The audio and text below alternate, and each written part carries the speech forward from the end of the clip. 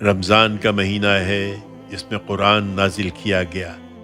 لوگوں کے لیے سراسر ہدایت بنا کر اور نہایت واضح دلیلوں کی صورت میں، جو اپنی نوعیت کے لحاظ سے رہنمائی بھی ہیں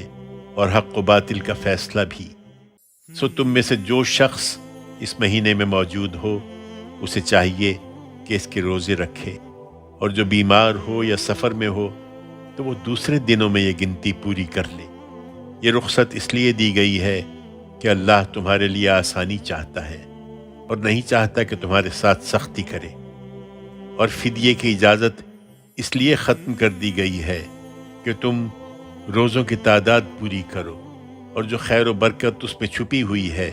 اس سے محروم نہ رہو۔ اور اس مقصد کے لیے رمضان کا مہینہ اس لیے خاص کیا گیا ہے کہ قرآن کی صورت میں اللہ نے جو ہدایت تمہیں بخشی ہے اس پر اس کی بڑائی کرو، اور اس لیے کہ تم اس کے شکر گزار بنو۔